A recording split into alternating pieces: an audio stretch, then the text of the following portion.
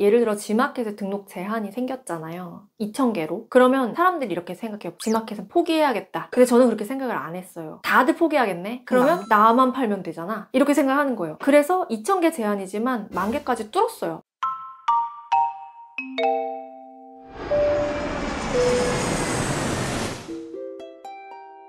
화이팅! 제가 정말 구매대행에 시간을 안 써요. 저는 구매대행 사업을 하는데 하루에 1시간에서 2시간 정도밖에 안 써요. 그런데 이제 순수익이 1,000만 원 이상 나오는 그걸 구축을 했거든요. 방법이 2가지가 있어요. 하나는 프로그램 같은 거, 그런 도구를 사용해서 자동화 세팅하는 거. 두 번째는 사람 레버리지 쓰는 거. 그분하고 거의 뭐 2년 정도 계속 꾸준히 거래를 지금도 하고 있거든요. 근데 여기서 좀 포인트가 있어요. 그냥 이렇게 막 응대하면 안 되고 무역회사 같은 느낌을 줘야 되는 게 키포인트. 1인 셀러? 방구석 셀러? 이런 이미지 주면 절대 안 되고요. 나는 무역회사야. 회사 대 회사. 이런 이미지를 줘야지 됩니다. 지금 보시는 분들도 한번 시도해보시면 되게 좋을 것 같아요.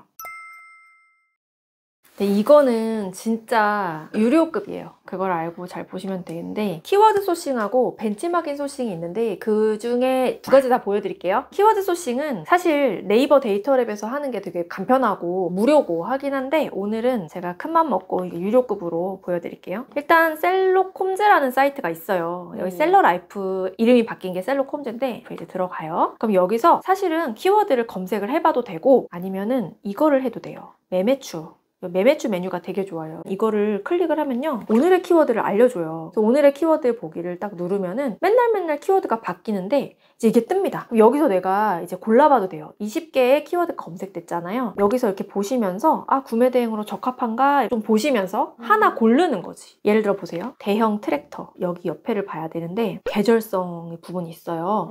계절성이 있는데 언제냐면 2월, 3월, 4월, 5월이라는 거예요. 우리가 시즌 소싱에 대해서 되게 고민하잖아요. 그게 해결이 되는 거죠. 그래서 지금 3월이니까 이제 4월달, 5월달 거 판매되는 걸 올리면 되게 좋은데 여기 딱 써 있는 거지. 그래서 요걸 보고서 아 대형 트랙터 괜찮겠다. 그럼 대형 트랙터를 클릭을 합니다. 그러면 셀러라이프가 이 대형 트랙터에 대한 키워드의 디테일한 값을 여기 띄워주고요. 경쟁 강도가 몇이고 뭐 이런 걸 띄워주고요. 여기 관련 상품 어떤 게 있는지도 보여주고 이렇게 돼요. 그리고 더 좋은 거는 여기서 대형 트랙터만 검색을 했을 뿐인데 이 밑에 다른 연관된 키워드까지 다 나옵니다. 그래서 대형 트랙터뿐만 아니라 소형 트랙터도 있고 승용 예초기 이런 것도 있고 내가 생각하지 못했던 키워드가 이게 나오는 거죠. 그래서 이런 방법으로 찾아보면 이거는 이제 무료 기능이에요. 이건 바로 여러분들이 가입만 하시면 사용할 수 있는 거고 근데 진짜 좋은 유료 기능이 하나 있어요. 유료 기능 얘기해도 되나? 쓰는 사람만 쓰면 되니까 셀라 소싱, 카테고리 소싱에 들어가면요. 진짜 좋거든요. 원래 사실 이거 1시간 동안 얘기해야 되는 건데 짧게 보여드리면 카테고리를 하나 골라주는 거예요. 일단 원예 공급까지만 가볼게요.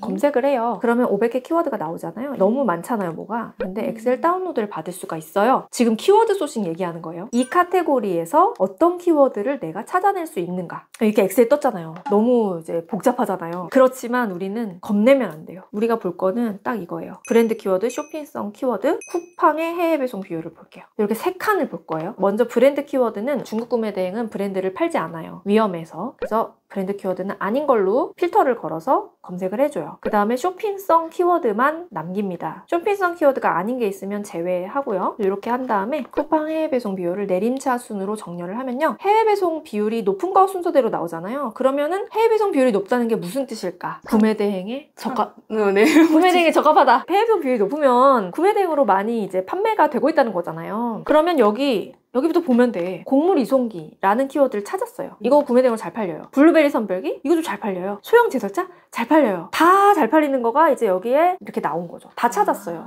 키워드 다 찾았어요. 그러면 이제 곡물 이송기를 하나를 복사해서 네이버에 검색을 해봅니다. 그러면 상품들이 나오죠. 해외라고 붙어있죠. 팔면 되겠죠. 또 해외죠. 이거 팔면 되겠죠. 너무 쉽지 않아요? 이 기능을 다 무료로 할 수 있는 건가요? 이 카테고리 소싱은 유료예요. 이거 좀 그런가?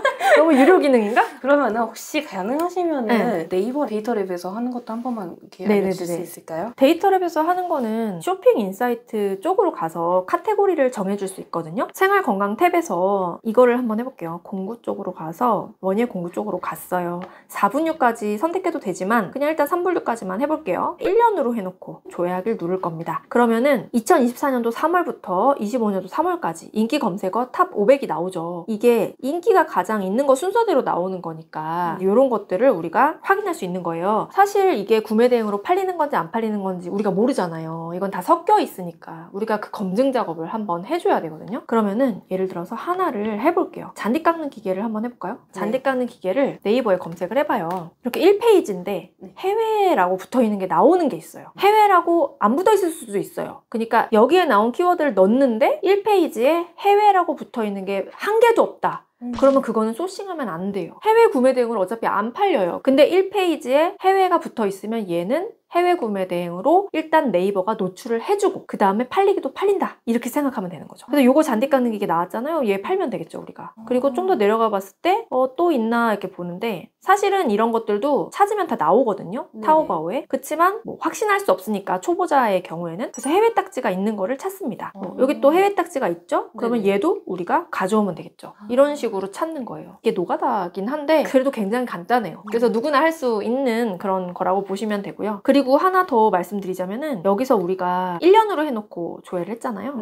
근데 만약에 시즌 소싱을 하고 싶어요. 그러면 날짜를 작년에 이제 지금 3월이니까 4월, 5월 이렇게 해서 한번 검색을 해볼게요. 24년도 4월부터 24년도 한 6월까지로 한번 해볼게요. 그러면 여기에 있는 인기 검색어가 바뀌어요. 그래서 얘는 보다 이제 시즌에 가까운 키워드가 나왔을 가능성이 크잖아요. 고추 지지대가 팔리나 봐요. 그럼 고추 지지대 한번 검색해보는 거예요. 그러면 이제 해외 딱지 있나 보는 거죠. 근데 해외 딱지가 잘 안 보이네? 나왔다. 근데 얘는 조금 키워드가 약간 다르게 한데 이런 것도 팔리나 보다 하고 올려도 되기는 하는 거죠. 키워드는 조금 바뀌어야 되겠지만 나오긴 나오는데 너무 싸요. 저는 이렇게 싸면은 사실 안 팔긴 하거든요. 혹은 이거를 여러 개 이제 묶어서 팔거나 어차피 싼 거는 잘 안 팔려요. 또 한 가지가 궁금한 게 있어요, 사장님. 그 벤치마킹 소싱법도 한번 보여주실 수 있어요? 네, 벤치마킹 소싱은 말 그대로 다른 판매자들이 판매하고 있는 게 뭐가 있는지를 내가 벤치마킹 하는 거거든요. 힌트를 얻어야 될 거예요. 우린 초보자니까. 일단 키워드를 하나 검색을 해봐요. 네이버에다가.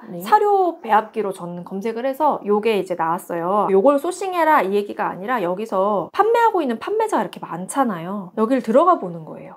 근데 여기서 포인트는 사료 배합기라는 키워드를 내가 찾아낼 수 있어야 돼요. 이게 해외 구매 대행에 적합한 키워드를 넣어야 판매자를 찾잖아요. 쿠팡에서 파는 무슨 양말 이런 거 검색하면 당연히 안 나오죠. 그래서 이 키워드를 잘 찾아서 넣는 게 중요한 포인트예요. 어쨌든 찾았다고 치고 넣었어요. 그럼 여기 있는 것 중에 하나 들어가 보는 거예요. 여기 일단 들어왔어요. 그러면 여기서 뭘 보냐면 이 사람이 어떤 상품을 팔았는지 궁금하잖아요.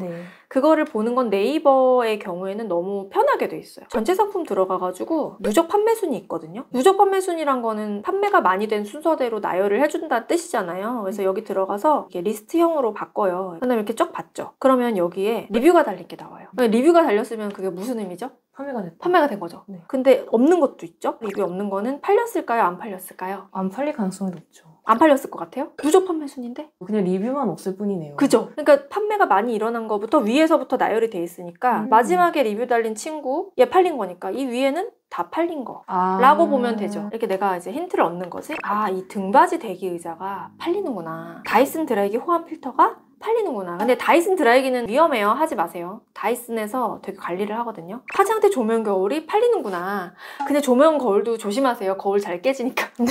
이런 식으로 어쨌든 힌트를 얻을 수가 있다. 그러면 여기서 뭐 간단하죠. 이거를 비슷한 걸 난 소싱을 해보는 거예요. 요거를 가져오던지 아니면은 가정용 1단 접이식 사다리를 검색을 해보는 거죠. 네이버에. 그러면 아까 그 상품이 아니더라도 비슷한 다른 상품들이 뜰 거 아니에요. 해외 딱지 붙어있는 것들 중에서 타오바오에 또 검색을 해보면 됩니다. 너무 간단하죠. 벌써 많잖아요. 이 판매자의 경우에 리뷰가 계속 달려있어. 참고할 게 되게 많은 거죠. 그래서 중국 구매 대행은 너무 쉬워요. 요것만 알면은 초보자도 누구든지 할 수가 있는데 중요한 거는 이제 시간을 절약해서 하는 그 부분을 극복을 해내야 저처럼 정형외과에 안 가는 그런 사태.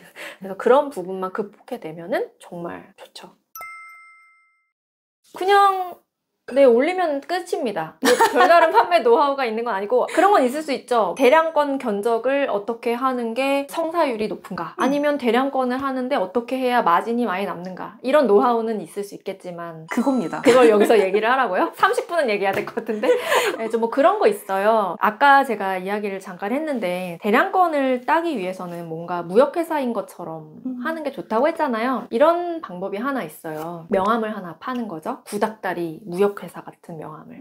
그래서 그거를 전화 문의 들어왔으면 일단은 뭐가 됐든 끊은 후에 바로 그 명함을 보내요. 그러면은 딱 고객님 입장에서 어떤 느낌이 들 것 같아요, 피디님? 잘 돼 있는 곳이구나. 뭔가 회사인가 보다. 중국어로 번복이 돼 있는 수상한 데는 아닌가 보다. 무역회사인가 보다. 그런 느낌을 주는 데 있어서 되게 좋아요. 그래서 그 명함 이미지로 그냥 하면 되고 종이 명함 필요 없거든요. 미리 캔버스로 만들면 돼요. 중요한 건 회사 로고를 하나 만드셔야 돼요. 회사 로고가 있는 거랑 없는 거랑 다르거든요. 근데 회사 로고도 미리 캔버스로 그냥 만들면 돼요. 구닥다리 명함을 만드셔야 돼요. 포인트. 패셔너블한 거 하면 안 되고요. 회사 이름도 좀 구닥다리스러운 게 좋아요. 무슨 글로벌, 뭐 무슨 인터내셔널 막 이런 거 있잖아요. 그런 노하우가 있습니다. 그러면은 기본적인 질문이긴 한데 사장님은 그러면은 주요 판매 채널이 어떻게 되세요? 저는 일단 5대 마켓에 올려요. 네이버 스마트 스토어, 쿠팡 11번가 지마켓 옥션. 주로 저는 스마트 스토어랑 지마켓 옥션에서 잘 팔리더라고요. 희한하죠. 쿠팡에서 잘 안 팔려요. 근데 저는 원인을 알아요. 뭐냐면 제가 비싸게 팔거든요. 쿠팡은 비싸면 팔리기가 어렵잖아요. 위너 시스템이 있어가지고. 그래서 쿠팡에서는 잘 맥을 못 추고 있는데 대신에 저는 마진율을 높게 가져갈 수 있어서 좋아요. 그리고 쿠팡에서 잘 팔면 뭐 하겠어요. 정산만 늦어지죠.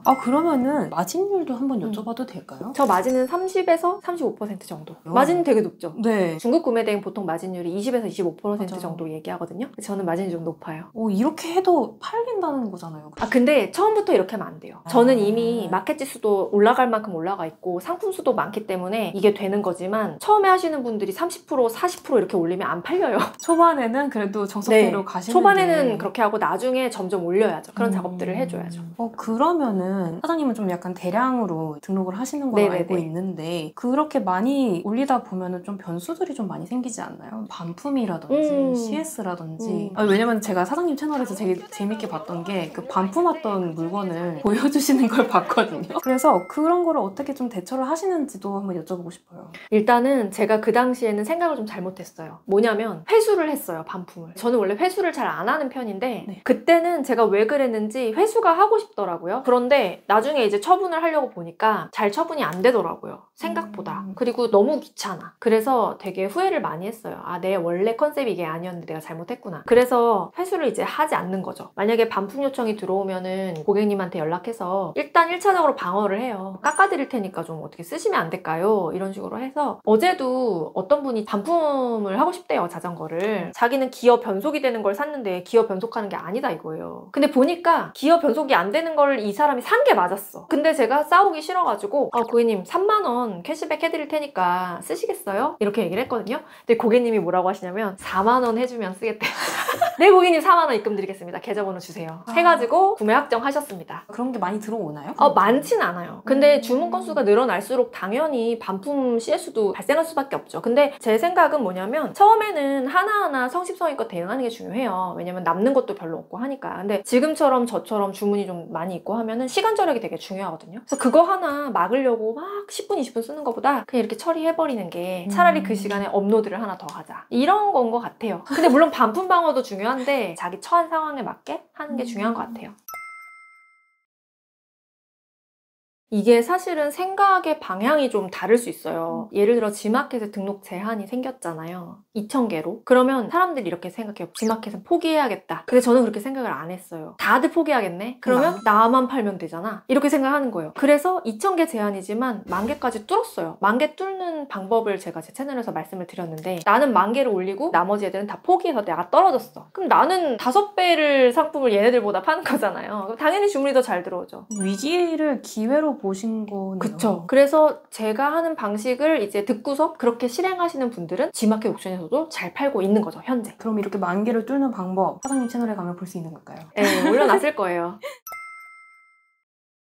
우리가 이제 구매대행 사업을 하다 보면은 이게 개인 자가 사용 목적으로 들어오는 거에 한해서 구매대행을 개인 통관 번호를 받아서 하잖아요. 그렇게 하는데 갑자기 10개의 주문이 들어와요. 아니면 15개 주문이 들어온단 말이에요. 그러면은 이제 딱 걱정을 해요. 그러니까 예를 들어 의자 같은 거. 그러면 이거는 목록 통관으로 해서 보내면 걸려요. 취하 당하거든요, 세관에서. 그러면은 이거 사유서 쓰고 뭐 해야 돼요. 그게 난감하잖아요. 그러니까 이거에 대한 대처 방법을 말씀드리자면 일단 첫 번째는 나눔 배송을 하는 거죠. 그래서 이거를 15개를 한 번에 보낼 보내지 않고 5개, 5개, 5개 이렇게 나눠서 날짜를 다르게 해서 보낸다. 이게 이제 첫 번째 대처 방법이 되고, 그리고 두 번째는 간이 통관을 적절히 활용하는 거예요. 이제 통관의 방식에 목록 통관이 있고 간이 통관이 있고 사업자 통관이 있고 뭐 이렇게 되는데, 목록 통관으로 보내면 이렇게 취하가 될 수 있단 말이죠. 왜냐면 이게 혜택이 커가지고 그렇기도 하고 속일까봐 이제 세관에서 잡는단 말이죠. 근데 간이 통관으로 보내면 그 수량을 조금 더 보내도 통과가 돼요. 왜냐면 이거는 간이 통관은 수입 신고를 하는 거거든요. 목록 통관은 뭐 안 하는 거고 대충 목록으로 보내는 건데, 그래서 웬만하면 통관이 돼요. 배대지에서 그거를 알아서 좀 이렇게 해주면 좋지만 사실 배대지 고객센터 직원도 잘 모르는 경우도 있고,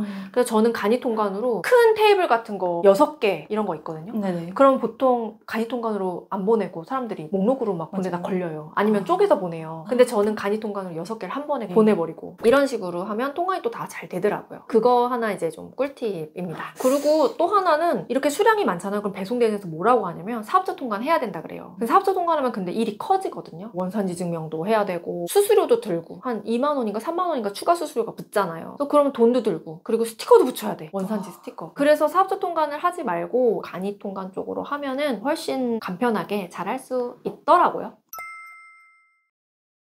저는 사실 진짜 현직에 있거든요. 보통 이제 좀 어느 정도 셋업이 되면 현업에 없어요. 다 남 시키고 자기는 이제 빠진단 말이죠. 근데 저는 계속해서 제가 실무에 있기 때문에 제가 정말 느끼는 건데, 요즘에 반자동 구매대행 시장이 너무 좋아졌어요. 왜냐하면 작년 하반기부터 구매대행 하던 그 많은 셀러들이 다 떠났거든요. 어디로 갔냐면 그로스 하러 갔어요. 아니면 딴 거 하러 갔겠죠. 많이 빠졌어요. 이거는 검색량을 보셔도 돼요. 구매 대행에 대해서 검색을 하는 검색량 나오잖아요. 우리 키워드 플랫폼 쓰면 떨어졌단 말이지. 그래서 이분들이 그로스로 다 떠났기 때문에 남아있는 사람은 매출이 괜찮은 거죠. 그래가지고 작년 하반기부터는 거의 꿀을 빨았달까 이제 하는 정도였는데 요즘에 다시 돌아오고 있더라고요. 왜냐면 이제 요즘에는 반자동 구매 대행이 자동화 세팅이 또 많이 되기도 하고 일이 좀 편해졌단 말이에요. 그래서 다시 돌아오더라고요.